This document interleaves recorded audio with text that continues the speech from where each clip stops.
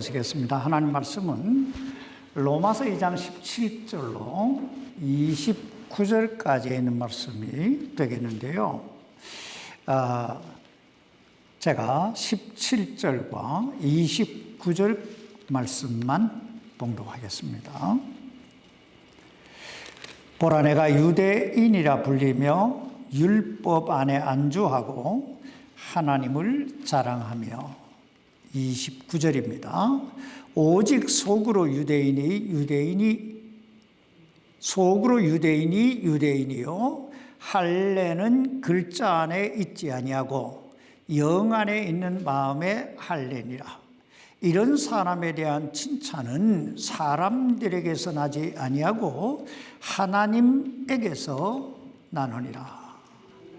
기도하십시다. 살아계신 아버지 하나님, 세상은 온통 죄악으로 물들어가고 있지만 이렇게 참나 하나님의 은혜의 보좌 앞에 나와서 하나님의 영광을 위해 살아보겠다고 힘쓰고 애쓰는 하나님 귀한 당신의 자녀들, 하나님 복되게 하시고 어떤 악의 세력도 틈타지 못하도록 주의 성령의 권능으로 지키시고 인도해 주시옵소서.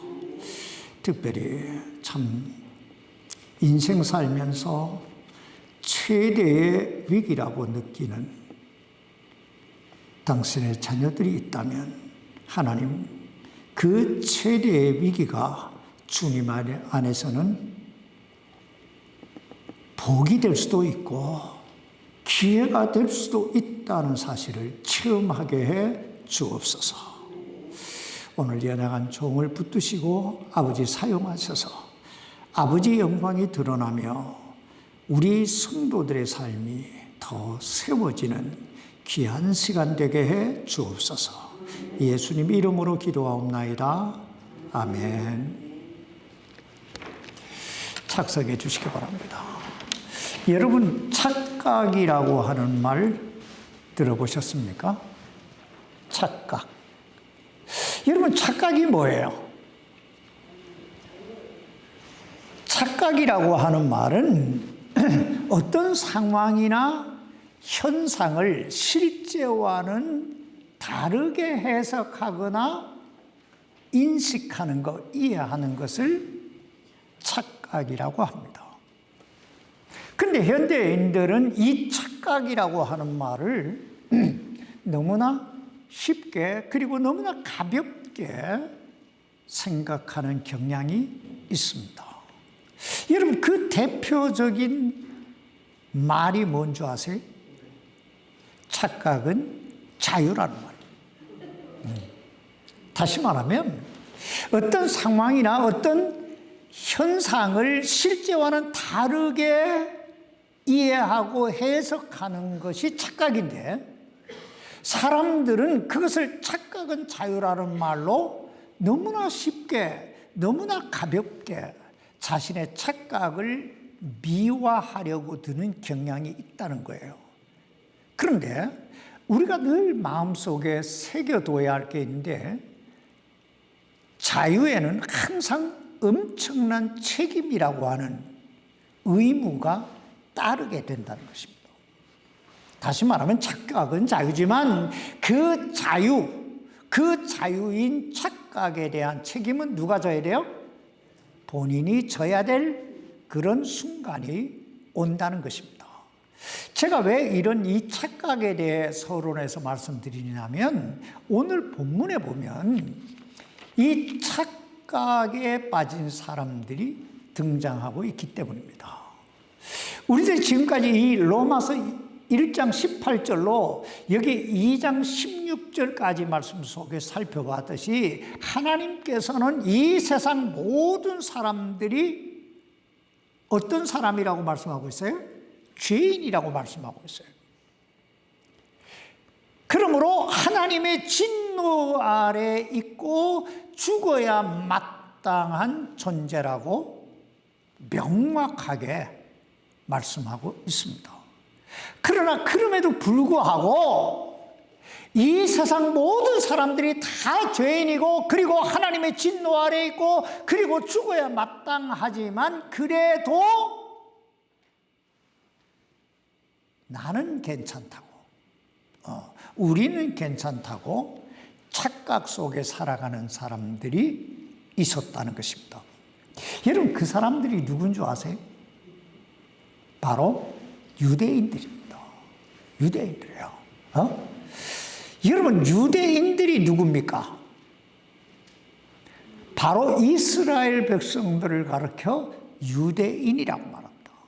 그들은 과거에 바벨론의 포로로 잡혀가서 몇 년 동안 포로 생활해요? 70년 동안 포로 생활을 해요. 그리고 포로 생활 70년 만에 다시 해방이 돼서 돌아옵니다. 그때부터 저들에게 붙여진 이름이 유대인이에요. 그때부터 유대인이라고 불렸어요. 그런데 이 유대인이라고 하는 칭호는 참 좋은 칭호예요. 유대인이라고 하는 말은 칭찬하다 그리고 찬송하다라는 뜻입니다. 사실 유대인들은요, 그 이름 뜻대로 전 세계적으로 가장 뛰어난 민족입니다. 생각해 보세요. 저들이 어떤 사람들입니까? 이 세상의 수많은 민족들 가운데 유일하게 하나님으로부터 선택받은 선민이잖아요. 게다가 저들은 하나님으로부터 메시아를 보내주시겠다고 하는 그 약속과 그 메시아를 통해 이 세상 모든 사람들이 복을 받도록 하겠다고 하는 복의 근원이라고 하는 복을 받았던 그런 민족이에요. 그러니 얼마나 복받은 민족입니까?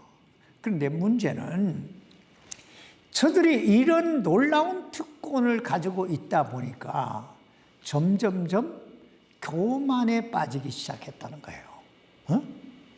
저들은 특별히 두 가지 측면에서 자만심을 가지고 있었는데, 하나는 자기 민족이 아닌 이방인들은 모두가 다 지옥의 땔감 정도로 취급했다는 거예요.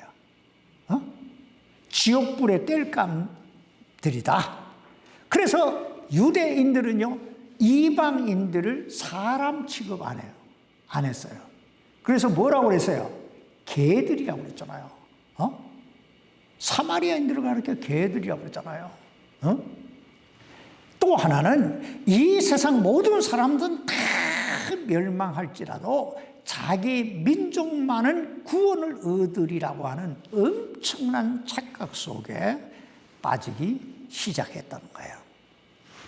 그런데 문제는 오늘 본문에 보면 하나님께서 그런 저들을 향하여 저들이 그렇게 경멸하고 무시했던 이방인들보다 더 악한 존재들이라고 말씀하고 계시다는 거예요.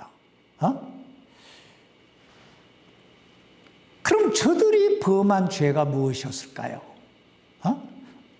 먼저 오늘 본문 로마서 2장 17절 말씀을 보시기 바랍니다.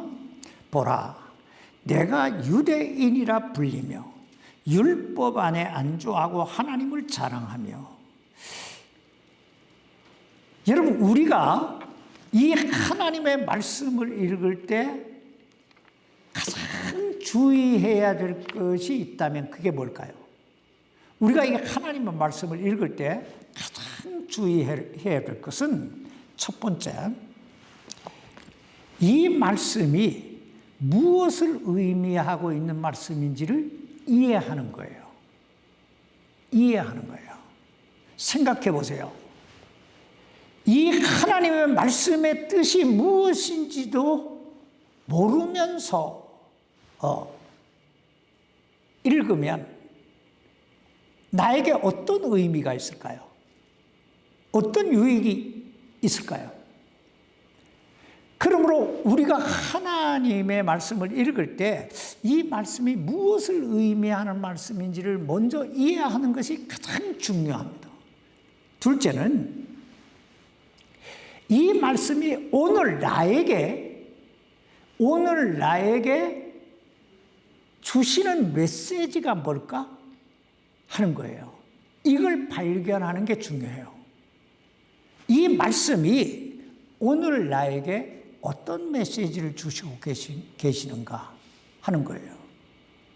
생각해 보세요. 아무리 좋은 말씀이라 할지라도 나와 상관없는 말씀이면 어떤 의미가 있겠어요? 세 번째 중요한 건 내가 이 말씀대로 살아가는 거예요. 살아가는 거예요. 여러분, 하나님께서 우리에게 이 말씀을 주신 목적이 뭐예요? 이대로 살라고 주신 줄 믿습니다. 이대로 살라고 주신 거예요. 이걸 알아서 내 지식을 쌓으라고, 다른 사람 판단하라고 주신 말씀이 아니에요. 이대로 살라고 주신 거예요. 근데 유대인들은 그렇게 살지 않았다는 거예요. 여기 17절 말씀 잘 한번 다시 보세요. 보라, 내가 유대인이라 불리며. 자, 여러분, 이 말씀을 딱 읽을 때 어떤 느낌이 드세요? 보라, 내가 유대인이라 불리며.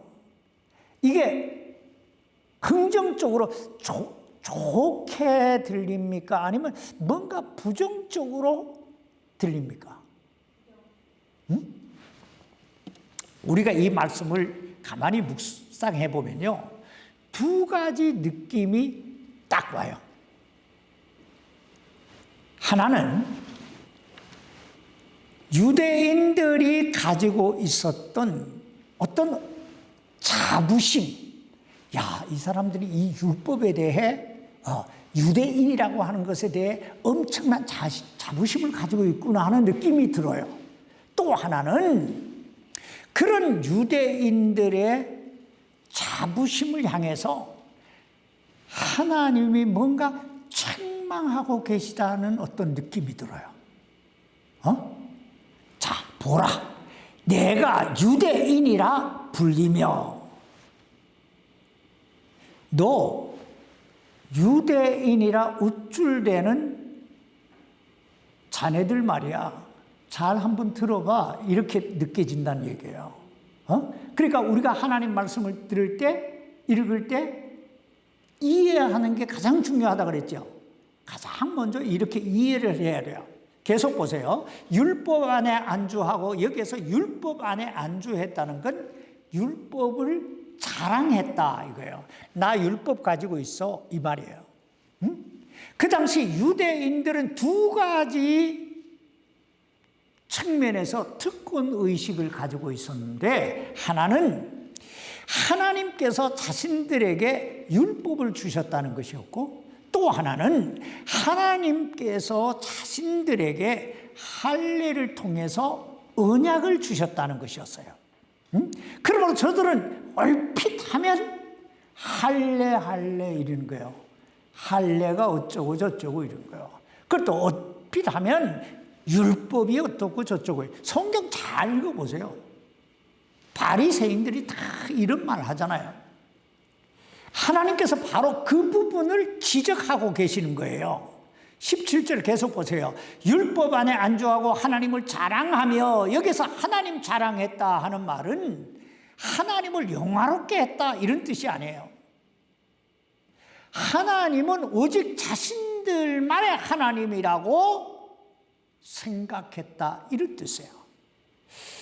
아마 여러분도 약 지름이 한 20cm 정도 이렇게 되는 베레모 같은 그 땅떡 모자 이렇게 머리에 쓰고 다니는 유대인들 많이 보셨을 거예요. 그게 무슨 뜻인 줄 아세요? 그건요, 하나님은 오직 유대인들만의 하나님이다, 나의 하나님만이다 라고 하는 뜻이에요. 이게 유대인들의 자부심이에요. 그만큼 하나님 자랑했다는 거예요. 계속 18절 보세요. 율법에서 가르침을 받아 그분의 뜻을 알고 훨씬 더 뛰어난 것을 입증하며. 참 이 말씀만 읽으면요 굉장히 좋은 말씀이에요. 제가 지난주에도 말씀드렸듯이 보편적으로 유대인들은 율법하면 모세의 10계명을 율법이라고 그랬어요. 자, 그런데 그 율법은 하나님께서 유대인들에게만 주신 거예요. 10계명을. 그러므로 저들은 율법을 통해서 하나님의 뜻을 깨달아 알게 됐어요. 그리고 그 하나님의 뜻대로 살아감으로 다른 민족들보다 훨씬 더 뛰어난 삶을 살게 됐다 이 말이에요.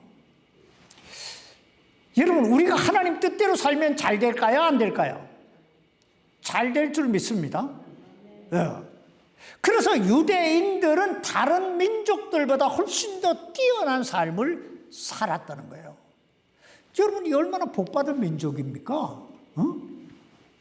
계속 19절로 20절 보세요. 또 너 스스로 눈먼 자들의 안내자와 어둠 속에 있는 자들의 빛이요 율법에 있는 자들의 틀과 진리의 틀을 갖춘 자로서 어리석은 자들의 스승이요 아기들의 교사라고 확신하는도다. 이 말씀만 또 읽어보면요 참 유대인들은 정말 아름다운 삶의 자세를 가지고 있었다라는 생각이 들어요. 생각해 보세요. 저들은 유대인으로서 자신들에게 주어진 그 율법을 통해서 하나님 뜻을 깨닫고 그 하나님 뜻대로 살아가니까 하나님이 저들에게 복을 주셔서 다른 사람들보다 훨씬 뛰어난 삶을 살게 하셨단 말이에요. 그러자 저들이 생각하는 거예요. 아, 하나님께서 나에게 복을 주셨으니까 이제부터 내가 눈먼 자들과 어둠 속에 있는 자들을 이 하나님의 말씀을 통해 하나님 말씀을 가르침으로 저들을 어둠에서 빛으로 안내해야 되겠다. 그런 선생이 되어야 되겠다. 이 얼마나 아름답고 타고난 삶의 자세입니까? 근데 문제는 그 다음부터예요. 여기까지는 다 좋아요. 여기 21절 말씀 한번 보세요. 그런즉 다른 사람을 가르치는 내가 내 자신은 가르치지 아니하느냐? 사람이 도적질해서는 안 된다고 선포하는 내가 도적질하느냐? 여러분, 우리는 이 말씀 속에서 저들의 무엇을 발견하게 돼요? 저들의 이중성을 발견하게 돼요. 말과 행동이 달랐던 사람들. 도적질 하지 말라고 하는 말은 10계명 중에 몇 번째 계명에 나오는 거예요? 8번째 계명에 나오는 말씀이에요. 근데 저들은 이 8계명, 8번째 계명, 도적질 하지 말라는 말씀을 다른 사람들에게는 가르치면서 자기들은 뒤에서 뭐 했단 말이에요? 도적질 했단 말이에요. 이게 얼마나 위선적인 삶입니까? 계속 22절 보세요. 사람이 간음해서는 안 된다고 말하는 내가 간음하느냐? 우상들을 몹시 싫어하는 내가 신전 물건들을 몰래 취하느냐? 여기서 간음하지 말라고 하는 말은 10계명 중에 제7계명에 나오는 말씀이에요. 그리고 우상 숭배하지 말라는 말씀은 10계명 중에 몇 계명에 나와요? 제1계명에 나와요. 첫 번째 계명에 나와요. 여러분, 하나님께서 이 세상에서 하나님의 음성을 가장 많이 들었던, 그리고 하나님의 그 기적 같은 손길을 가장 많이 체험했던 민족이 있다면 어떤 민족일까요? 유대인이에요. 이스라엘 민족이에요. 그렇다면 이 세상에서 가장 다양한 우상 숭배를 가장 많이 했던 민족이 있다면 어떤 민족일까요? 유대인이에요. 참 유대인들의 그 삶을 잘 보세요. 이스라엘 백성들이 모세를 통해서 그 에집트에서 애굽에서 출애굽하는 때부터 기적의 연속이잖아요. 거의 광야 40년은요 기적의 연속이었어요. 물론 오늘 우리가 보기에는 기적의 연속이지만 그 현실 속에 살았던 저들에게는 여러 가지 힘들고 어려운 부분도 많았겠지요. 또 사사기를 한번 읽어보세요. 사사기를 읽어보면 정말 저들이 블레셋의 침공을 받으면 블레셋 우상을 다 갖다 받아들이고 다른 민족의 공격을 받으면 또 그 민족의 우상을 다 받아들여요. 또 솔로몬 시대에 보세요. 솔로몬의 첩이 몇 명이요? 3,000명이에요. 솔로몬의 첩이 3,000명인데 그 첩의 국적이 다양해요. 수많은 나라에서 첩을 데려왔단 말이에요. 그러면 수많은 나라의 첩이 오면서 뭘 갖고 왔을까요? 자기들의 신을 다 갖고 왔어요. 그래서 뭐 신이라고 하는 신은 이 이스라엘에 다 번졌다 이 말이에요. 여러분 엘리야 시대에 보세요. 유일신을 믿었다고 하는 이스라엘에 아합왕의 아내 누구예요? 이세벨이 바알 선지, 아세라 선지 믿잖아요. 그러니까 우상 덩어리였어요. 사실 저들이 율법을 몰랐다면 그래도 변명할 여지라도 있었을 거예요. 그러나 저들이 어떤 사람이에요? 저들은 어려서부터요 율법을 달달달달달 이렇게 외우면서 자란 사람들이에요. 여러분 죄 중에 가장 무서운 죄가 뭘까요? 가장 무서운 죄가 뭐예요? 고범죄예요. 고범죄가 뭐예요? 알고도 짓는 죄예요. 뻔히 알아요. 간음하면 안 돼, 우상 섬기면 안 돼, 도둑질하면 안 돼, 알아요. 그리고 다른 사람에게 가르쳐요. 그리고는 자기는 뒤에서 뭐예요? 도둑질해요. 여러분 그 섹스피어가 쓴 그 베네치의 그 상인이라고 하는데 보세요. 그 유대인의 고리대금 업자 그 갈취하는 거 보세요. 그리고 이 랍비들이요. 그 정도 하고요. 자, 그렇다고 해서 유대인들이 정말 다른 사람들보다 나쁜 삶을 살았을까? 정말 더러운 삶을 살았을까? 그건 아니에요. 예수님이 유대인들을 향해서 바리새인들을 향해서 회칠한 무덤 같은 자들아 이랬잖아요. 그렇다고 해서 도덕적으로 저들이 문란했다는 뜻이 아니에요. 알고도 지었기 때문에 그런 거예요. 알고도. 알고도. 그래서 우리 여기서 한 번쯤 생각해 봐야 돼요. 내가 그리스도인으로서 어떤 삶을 살아야 되지? 우리의 도덕 기준이 이 세상 사람들의 도덕 기준과는 달라야 될 줄 믿습니다.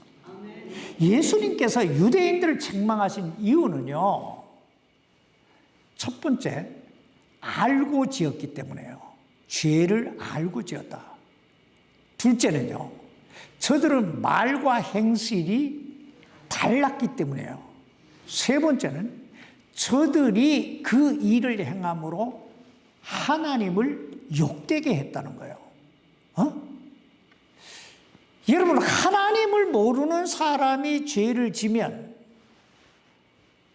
하나님을 믿지 않는 사람이 죄를 지면 하나님이 욕을 먹을까요? 안 먹을까요? 안 먹어요? 안 먹어요. 그럼 하나님을 믿는 사람이 죄를 지으면 어떻게 돼요? 하나님을 여기 23절로 24절 말씀 보세요.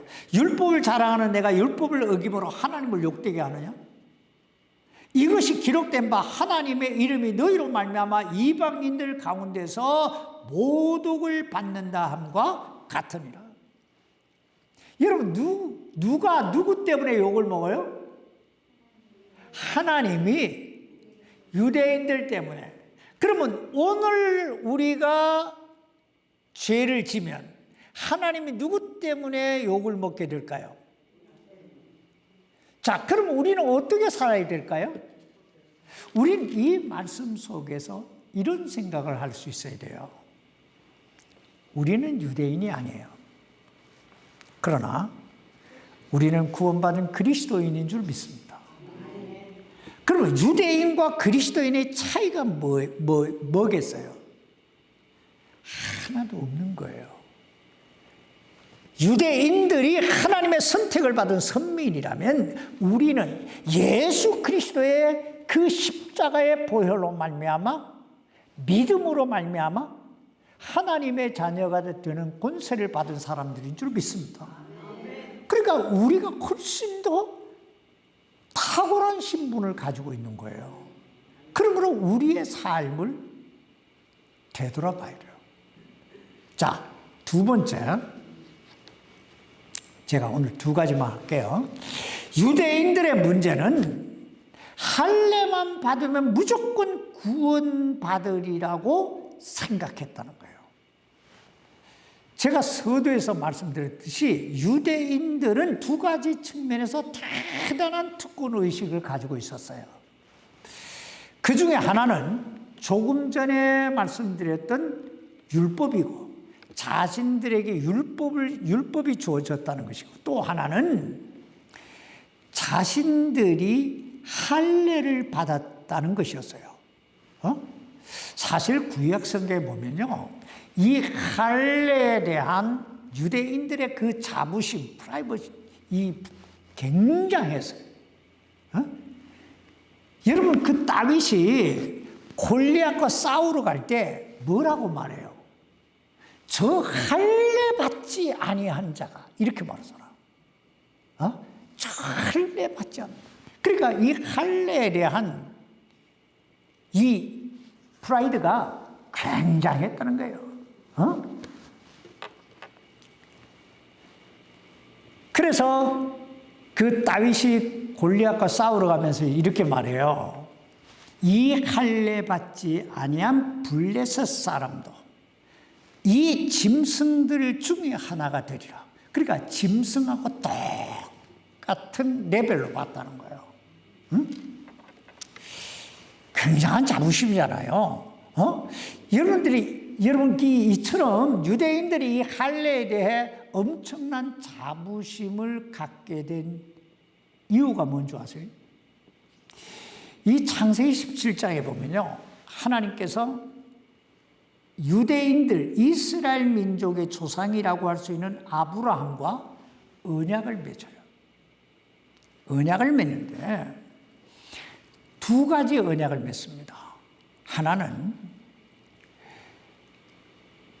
열국의 아비가 되게 하겠다라고 하는, 너를 열국의 아비가 되게 하겠다고 하는 언약이고, 또 하나는 나는 너와 내 자손의 하나님이 되리라고 하는 그런 두 가지 언약을 맺어요.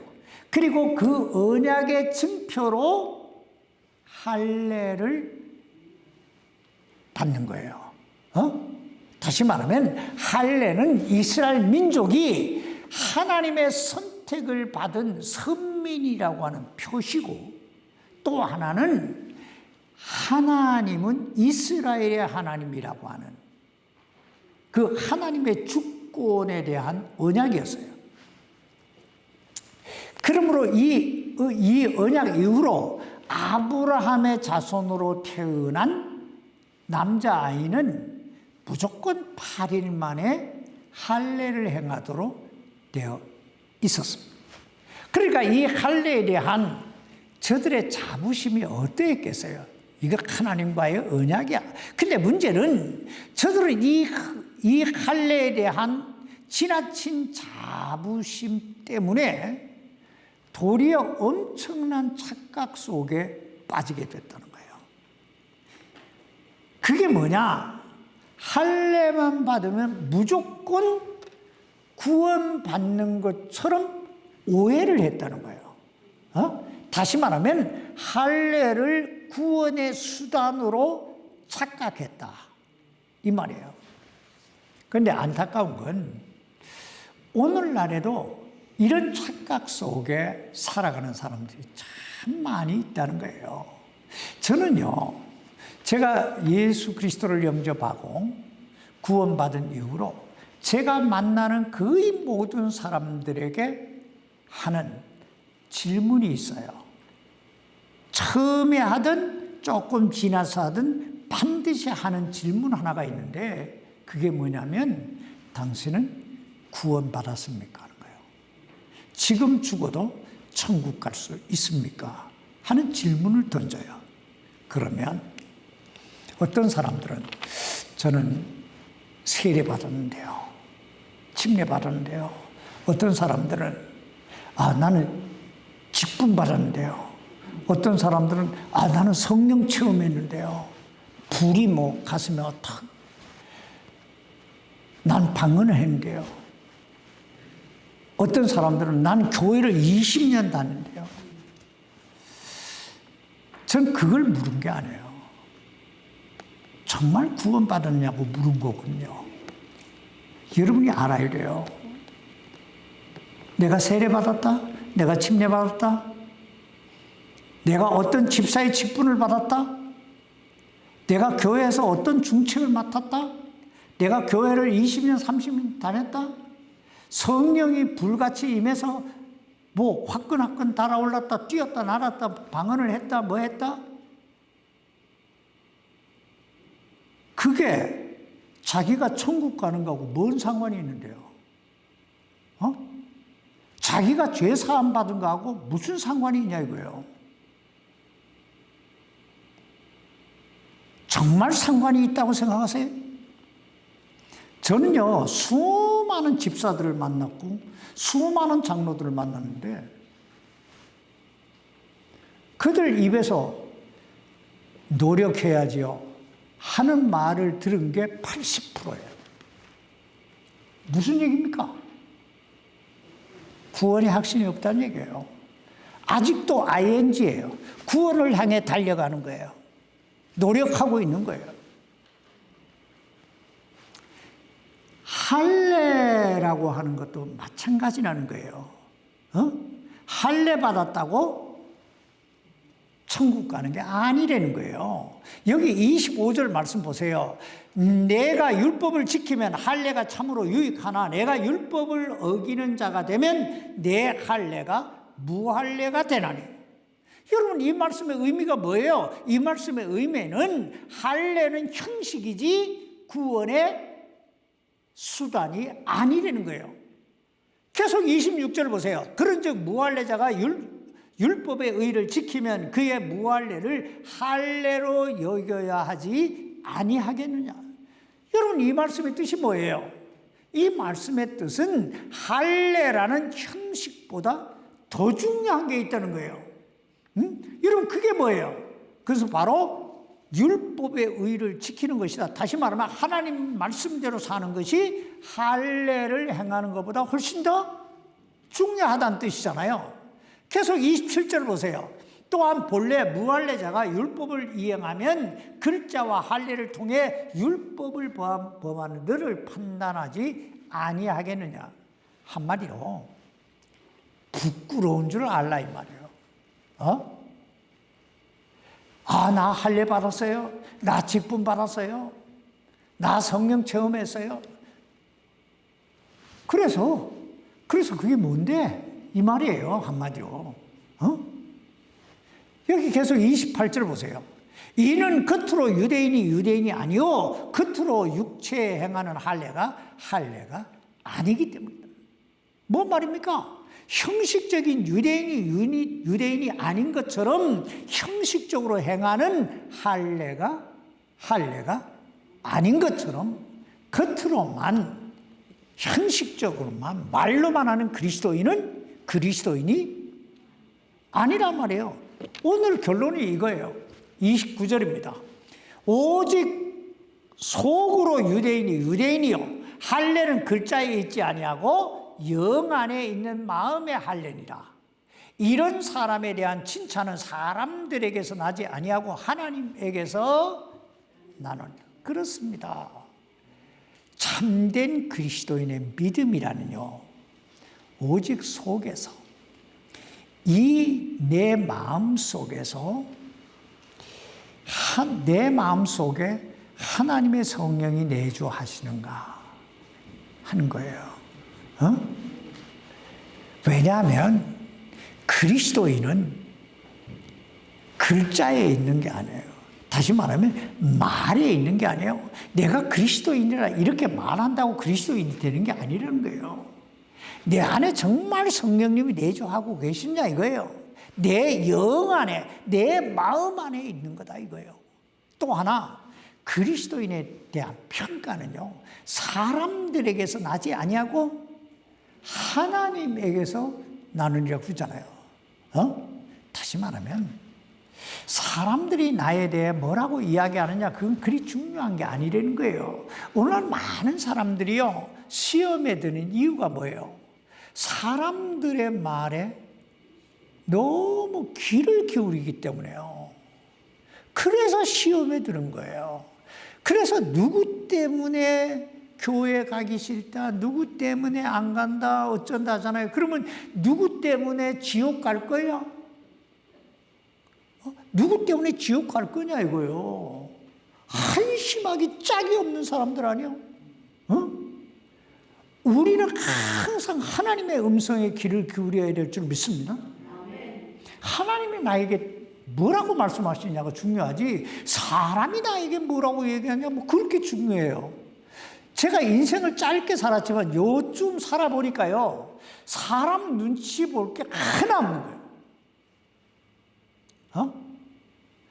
젊었을 땐요, 한 사람이라도 더 교회 모아보려고 막 비유도 맞추고 찾아도 가고 막 진짜 밤낮 없이 뛰었어요.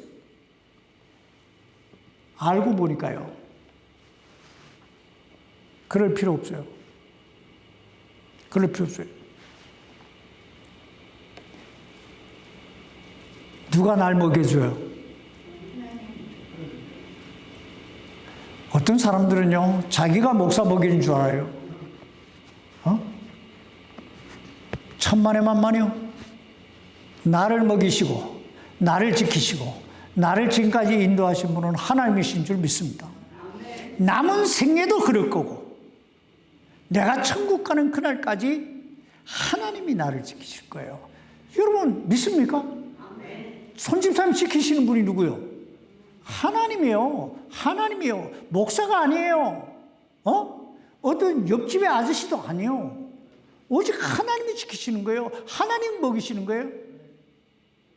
그래서 항상 우리의 시선의 초점을 누구에 둬요? 하나님. 오늘 하나님께서 여러분의 생애를 꼭 권능의 손안에 붙들어 주시기를 주의 이름으로 축원합니다. 기도하십시다. 살아계신 아버지 하나님, 하나님께서 참 우리를 사랑하셔서 이렇게 하나님 말씀을 주셔서 우리로 깨달아 알게 하시니 감사합니다. 하나님, 우리가 날마다 말씀을 통해서 깨달아 알게 하시고 그리고 깨달아 안 말씀대로 살아가게 하심으로 정말 하나님이 주시는 그 훨씬 뛰어난 삶을 이루게 해 주옵소서. 예수님 이름으로 기도하옵나이다. 아멘.